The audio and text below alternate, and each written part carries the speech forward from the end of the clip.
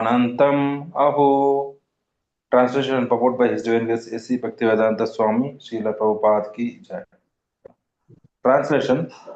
And what to speak of those who are under the direction of the great devotees, chanting the holy name of the Unlimited, who has unlimited potency, the personality of Godhead, unlimited in potency and transcendental by attributes, is called Ananta, unlimited. Purport. The Dvijabandhu or the less intelligent, uncultured men born of a higher caste put forward many arguments against the lower caste men becoming Brahmanas in this life. They argue that birth in a family of Shudras or less than Shudras is made possible by one's previous sinful acts, and that one therefore has to complete the terms of disadvantages due to lower birth. And to answer these false logicians, Srimad Bhagavatam asserts that one who chants the holy name of the Lord under the direction of a pure devotee can at once get free from the disadvantages due to a lower caste birth. A pure devotee of the Lord does not commit any offense while chanting the holy name of the Lord. There are 10 different offenses in the chanting of the holy name of the Lord. To chant the holy name under the direction of a pure devotee is offenseless chanting. Offenseless chanting of the holy name of the Lord is transcendental, and therefore such chanting can at once purify one from the effects of all kinds of previous sins. This offenseless chanting indicates that one has fully understood the transcendental nature of the holy name and has thus surrendered unto the Lord. Transcendentally, the holy name of the Lord and the Lord Himself are identical. Being absolute, the holy name of the Lord is as powerful as the Lord. The Lord is the all powerful personality of Godhead, and He has innumerable names, which are all non different from Him and are equally powerful also. In the last word of the Bhagavad Gita, the Lord asserts that one who surrenders fully unto Him is protected from all sins by the grace of the Lord. Since His name and He Himself are identical, the holy name of the Lord can protect the devotee from all effects of sins. The chanting of the holy name of the Lord can undoubtedly deliver one from the disadvantages of a lower caste birth. The Lord's unlimited power is extended and on by the unlimited expansion of the devotees and incarnations. And thus, every devotee of the Lord incarnations also can be equally surcharged with the potency of the Lord. Since the devotee is surcharged with the potency of the Lord, even fractionally, the disqualification due to lower birth cannot stand in the way. Hare Krishna, Prabhuji. Sumit Prabhu, go ahead, please. Yeah, Prabhu. Okay. Yeah, Thank yeah, you, please, Prabhu. please, go ahead. So here it is spoken about the Dvij Bandhus. So Dvij Bandhus are actually like we called the Brahmana Bandhus. Like they are the like descendants who are coming in a Brahmana family. Somebody is a great Brahmana, but in the same family, maybe his son or relatives who are not at that same level. So they are actually the less intelligent, uncultured men.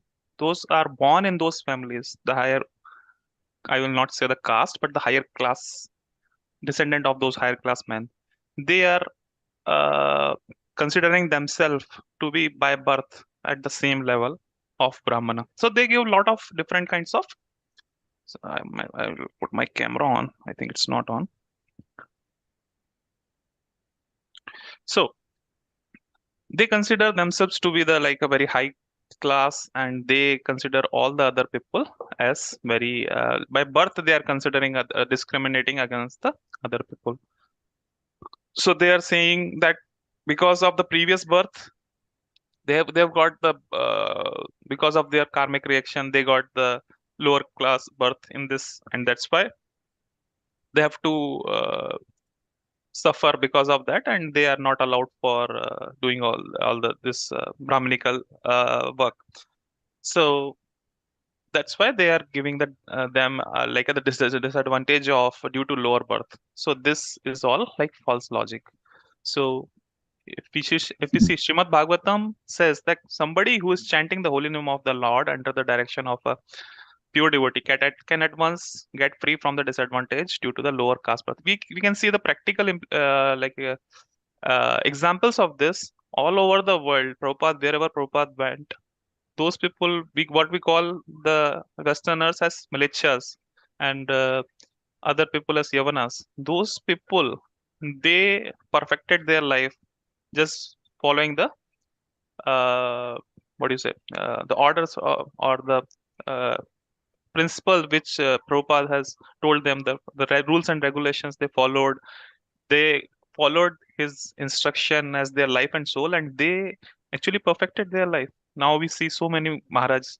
Previously, they were like, uh, some of them were hippies, some of them were like even drug dealers, or whatever somebody was doing, but they left all those things and they followed Prabhupada. And even in our scriptures, we see the example of uh, Valmiki Muni, who was he was a robber in the jungle. He will make the robberies, and Bragari used to kill the animals. So there, whatever they were doing before, whatever birth they had, that doesn't stop them from coming to bhakti, because they got the mercy of some great Vaishnava. So in this example, they got the mercy of Narad Muni, and because of that, just 1 second of few seconds of what do you say, association with the great devotee changed their life. Sadhu Sangha Sadhu Sangha. What is that shloka? Lava Sadhu Sangha, Matra Sadhu Sangha Sarva love Siddhi. matra sadhu sangha. Yeah, Sarva sarva Siddhi. siddhi ho. Yeah, sadhu sang sarva shastra ka hai, love matra sadhu sang sarva siddhi ho. So just because of a small association and the rest, you should be recipient. What do you call? We should be Reciprocate. yeah, and we should receive the message, and very what do you say? We should be focused on that, and we should be with open mind. We should take the message. If we are able to do that and follow the instruction of the Vaishnavas with some determination, then our progress can happen.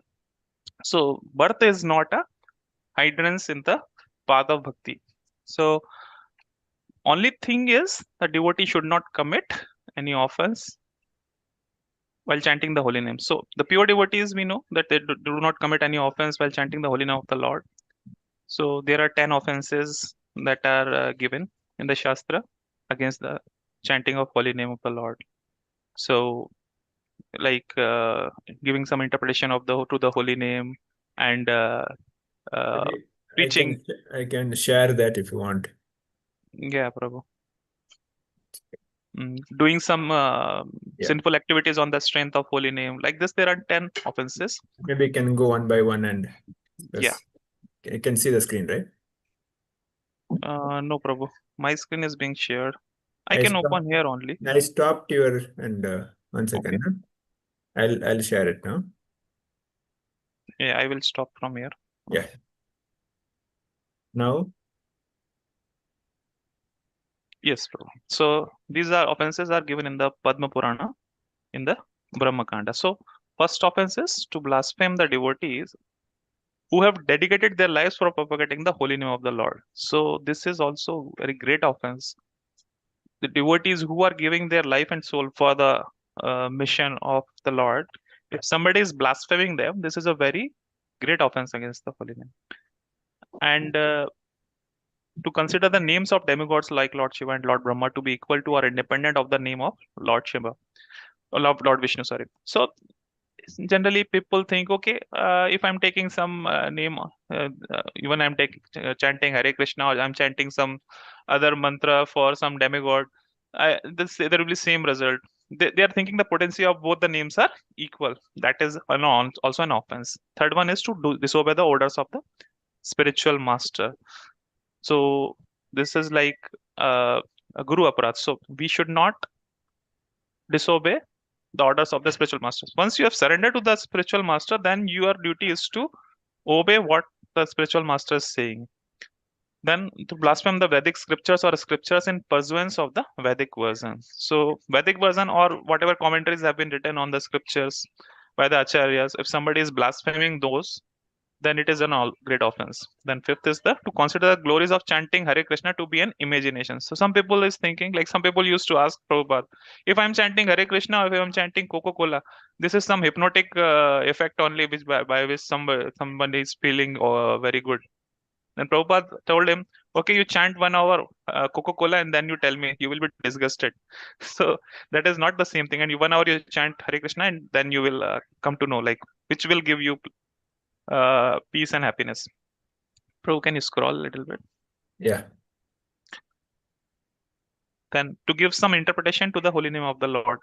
So this also is an offense. Like whatever Prabhupada has told us, we should stick to that interpretation given by the Acharya about the holy name. So if you look at the Hare Krishna mantra, Prabhupada has told the meaning of that mantra is that, O Radharani, O Krishna, please engage me into your service.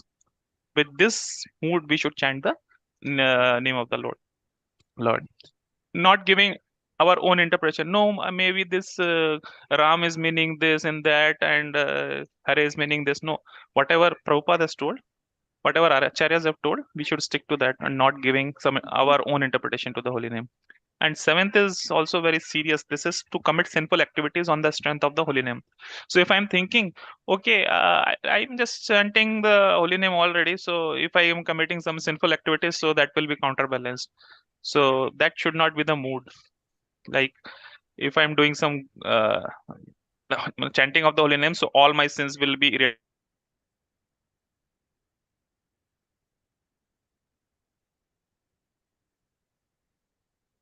No, we are not able to hear you, Prabhu. Sumit Prabhu. Others able to hear? No, Prabhuji, not able to hear. Yeah, no. That's actually I was not able to see the screen. Okay. To consider the chanting of Hare Krishna as one of the auspicious ritualistic activities which are offered in the Vedas as fruitive activities, karma karandas.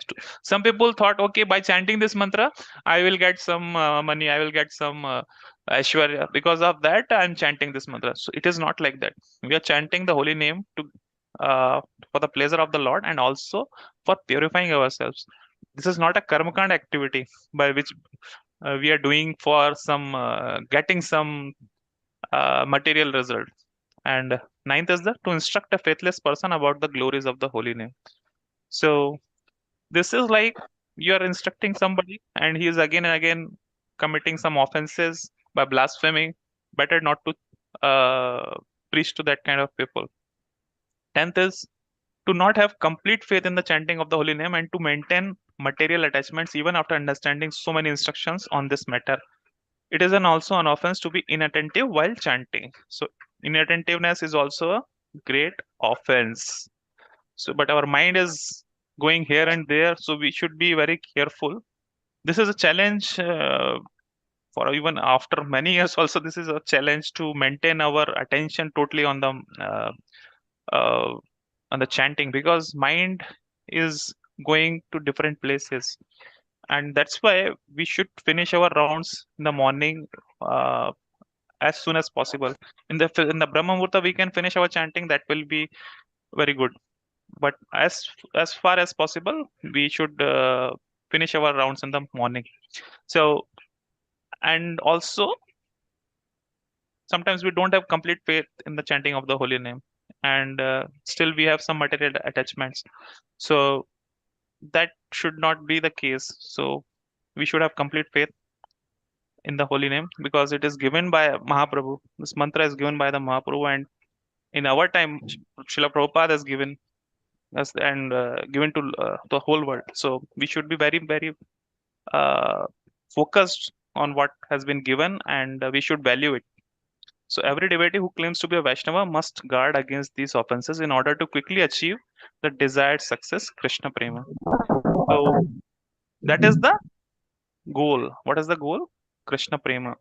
For this goal, whatever we are doing, the ultimate goal is to desire success is Krishna Prema, serving the Lord, attaining the love of the Lord. So that is the 10 offenses. We should be very careful. So we should actually read these before chanting. That will help. So in the temple, when chanting will start, actually this will be read, 10 offenses, and also the Shikshashtakam will be read, because these are something that should be in our consciousness before we start chanting our daily rounds. So I will request all of you to make it a habit to chant Shikshashtakam and also these 10 offenses, so that it will be in our consciousness and we can avoid them. Okay, I'll just share the screen again. I shared it, Maru. Okay.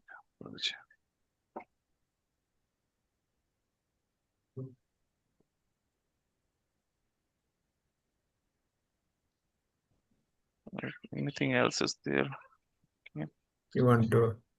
Yeah, so about after the offenses, so Lord, as we know that Lord and Lord's name are non-different, they are identical, because Lord is absolute, so his Nama, Rupa, Guna, Lila all are same. So holy name of the Lord is as powerful as the Lord. In fact, it is said that it is more powerful than the Lord. So we had a story of Lord Ram and Hanuman regarding that. So already, I will not go into the details, but in that story, actually Hanuman proved that the name of the Lord is actually greater than the Lord. It's more powerful than the Lord. So we should always be very respectful towards the chanting of the holy name, and it can definitely deliver one from the disadvantage of lower caste birth. If somebody is thinking like that one is having a disadvantage because he is born in a lower caste family, but that consciousness can be increased by chanting the holy name of the Lord. With that, purification can be done. And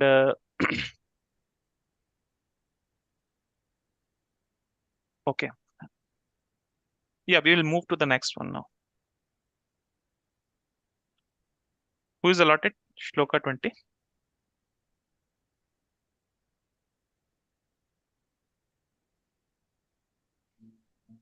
Anyone allotted, or if not, yeah, anyone can read.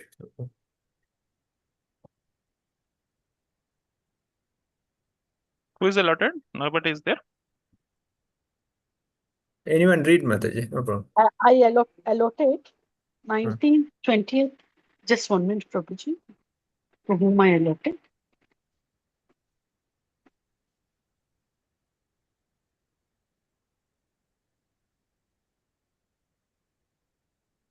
Uh, 20th Lakshmi Mataji. She hasn't come yet, I think. No, she's not there. Okay, Mataji, you anyone can read, read, no problem. Yes, Prabhuji.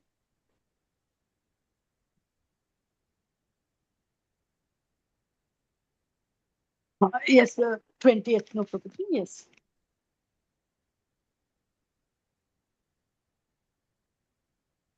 Om Namo Bhagavate Vasudevaya. Eteva talam nanu sauch. Eteva talam nanu sauchitena gunair asamya Batishaya Nasya Hitve Eteva Talam Nanusochitena Gunair Ashamya Natishaya Nasya Hitve Taran Prata Yato Vibhutir Yashyangri Renum Jasatena Bipso. Translation and purport by His Divine Grace A.C. Bhakti Vedanta Swami Prabhupada Ki Jai. Translation. It is now ascertained that He, the personality of Godhead, is unlimited and there is none equal to him. Consequently, no one can speak of him adequately. Great demigods cannot obtain the favor of the goddess of fortune even by prayers, but this very goddess renders service unto the Lord, although he is unwilling to have such service.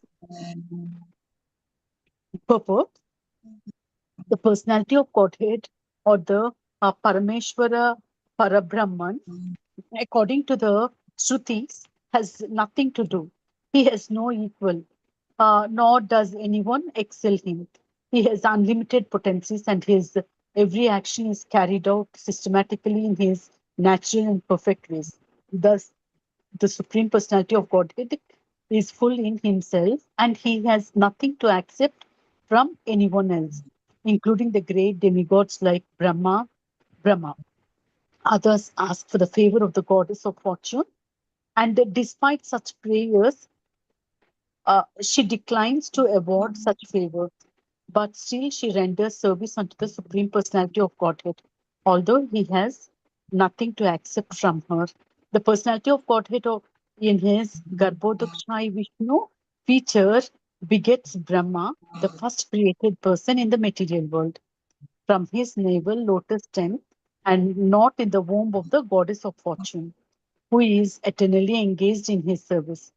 These are some of the instances of his complete independence and perfection. That he has nothing to do does not mean that he is impersonal. He is transcendentally so full of inconceivable potencies that simply by his willing, everything is done without physical or personal endeavor. He is called, therefore, Yogeshwara, or the Lord of all mystic power. So here it's this verse, uh, like from the beginning, we have been learning the personality of Godhead. He is called Parameshwara Parabrahman. He has all potencies. Uh, he uh, he excels himself. He has unlimited potencies, and everything is carried because of his will only. He has nothing to accept from anyone. Uh, so including the great demigods like Brahma.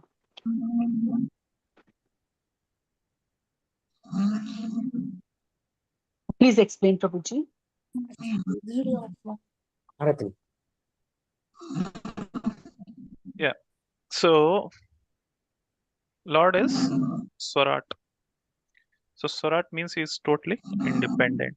And also he has nothing to do. Nothing to do in the sense everything is done, but he has nothing to do. Lord has nothing to do, but yet everything is done. So natasya karyam karanam cha vidyate. This is coming from the Upanishad. That means that Lord does not have to do anything in the way we understand activity. He doesn't work like that. Just by his glance, he's uh, like impregnating the universe with the jivas, right? So all things are happening perfectly by his will. So, like conditioned souls, we have to perform certain tasks for achieving anything. But here, his mere desires causes the entire cosmic manifestation to occur without tools, without anything, without any efforts. He is he's the supreme person, absolute supremacy he has, and there is no rival of the Lord. Not somebody is equal to him, not somebody is above him. That is the clear reference of his Aishwarya, particularly his complete sovereignty, what you call it. So, if we look at all others, they are all subordinates. Like we look at Lord Shiva, Lord Brahma, all are subordinate to him. And he has unlimited potency. We cannot even count the number of potencies and number of energies he have, the number of qualities he have. So when we say that the Lord has 64 qualities, that are the primary qualities of the Lord. He has unlimited qualities. We cannot even count those qualities. So in the Shvetara Upanishad, it is said, Swabhaviki Jnana Bala Kriyacha. That means how knowledge, strength, and activity operate in him automatically by his nature. These are like his natural things, Aishwarya's. So for us, these potencies are inconceivable and self-sufficient. So human abilities are depending on the external tools and whatever Lord has given us. But for the Lord, all these things is coming as naturally. And Lakshmi Devi, if you see, goddess of fortune, every one in the whole world is worshipping just to get some favors from the Lakshmi Devi. But Lakshmi Devi, if you see, she's always massaging the feet of the Lord. When Lord is in the Sheshaya, Lakshmi Devi is always massaging the feet of the Lord. So Lord does not depend on even on her also. He is Purna completely. But still, she chooses to serve him voluntarily out of love. Now we see how the Lord Brahma was born from the navel of the Lord. So when in the Garbhodasha Vishnu, in that form, Lord from the Lord's navel, lotus flower arise, and from that the Lord Brahma is born. So Lord is the source of everything, all the beings, included Lord Brahma also. So that birth occurs without any material process, again highlighting his transcendental existence. And he is personal, yet he is transcendental. So he doesn't act like humans, but he is not impersonal. He is having a personal form. He's a person, and he is the supreme person, what we call Purushottama, full of transcendental form, qualities, and activities, all of which are beyond material contamination. And he's also called Yogeshwara, the master of the mystic powers, like we say in the shloka, Yatra Yogeshwara Krishna, Yatra Partho Dhanadhara. So he's the master of all mystic power. All this mystic power originate from Krishna. So he's not just powerful, but the source of all these powers. Whatever poses by some yogis and some devatas, all the powers are coming from the Lord. That's why Prahlad Maharaj told to Hiranyakashipu, when Hiranyakashipu asked, like, where you are drawing your strength, that you are not listening to me. Whole world is listening to me, but you are not listening to me. You are just 5-year-old boy. Why you are not listening to me? Then he said, the source of my power and the source of your power is the same. The Lord is the source of the power for all the world, not just you and me. So that is the power of the Lord. So conclusion is that the Lord is completely independent. He's fully personal and he's transcendental. He is not operating through some effort. He doesn't require any effort for doing anything, but only through his will and potencies, all the work is done. He's not limited or he's not mundane. He's the source of all spiritual and the material manifestation. And he is eternally served by the highest beings like Lakshmi Devi, Lord Brahma, Lord Shiva, and so many Devi Devatas. Okay, so I'll stop here. Maybe we can, everybody can give their comments and corrections. Probably you can correct anything wrong if I said. Nothing, Prabhu. Good. It's okay. Others can share their comments. Maybe Asha Mataji. Hare Krishna Prabhuji. Mataji. Lord is completely independent and he is everything. That's my takeaway for today. Yes, Bhuvaneshwari Mataji, the same thing.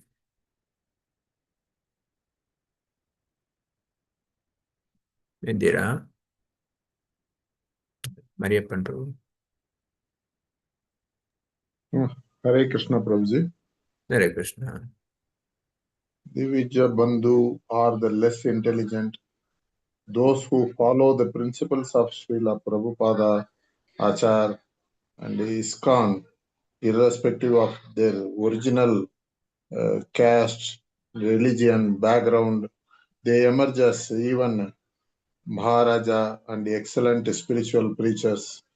And only thing one must chant Mahamantra attentively, and one must avoid the 10 offenses: blaspheme the devotees, consider demigod like Shiva and Brahma equal to Lord Vishnu, disobey orders of spiritual masters, blaspheme the Vedic scriptures, glories of chanting as imagination, and same interpretation to holy name of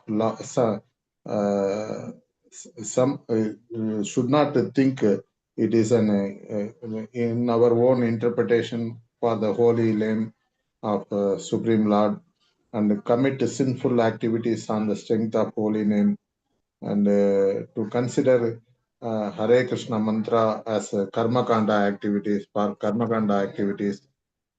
and to instruct faithless persons about the glories of holy name, inattentive chanting without faith. These are all the common offenses any devotee is likely to do, and I must be very careful in not to commit these offenses. And every devotee of Vaishnava must guard against these offenses to achieve prema bhakti on Supreme Lord Krishna. Holy name is powerful than Lord himself. It completely relieves anyone who is born in even if born in lower family. And finally, Lord is independent in everything, and everything is happening perfect as per His will. No one is equal or above Him. All demigods are under Him. Knowledge, strength, and activities are naturally implemented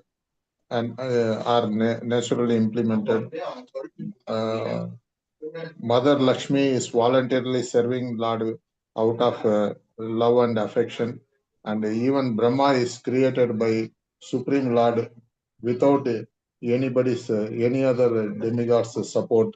Lord is fully independent, not limited. That much I have understood, Prabhuji. Hare Krishna. Hare Krishna, Maharaj. Shri Mataji, anything want to add? No, Prabhuji, Hare Krishna. Thank you for the wonderful class. Thank you. Umar Shankar Prabhu. Hare Krishna, Prabhuji. So this sloka really covers everything, Prabhuji, starting from the chanting of the holy name, which should be done unoffensively, and also it is nectar, nama, rupa, guna, lila. Everything is there on the God's name itself, and the nama and the Lord Himself is not different. It is the same, and it's really this sloka can be meditated daily. So even if you read one sloka, Prabhupada told that it can be anybody can be relieved. So like that, very good sloka, Prabhuji. So Hare Krishna. Hare Krishna. Vidya Prabhu Mataji, ಏನಾದರೂ add ಮಾಡ್ಲಿಕ್ಕಿತ್ತಾ? No, Prabhuji, thank you. Thank you. Okay, we'll end here. Sumit Prabhu, is it okay? Can we end? Yes, Prabhuji. Okay. Vancha kalpatarubhyasya kripasindhubhyo cha patitana pavanebhyo vaishnavebhyo namah. Ananta koti Vaishnavrinda ki jai. Granthra Srimad Bhagavatam ki jai. Srila Prabhupada ki jai. Samveta Bhakta Vrinda ki jai. See you Prasad Dandavat Pranam, Prabhuji. Monday.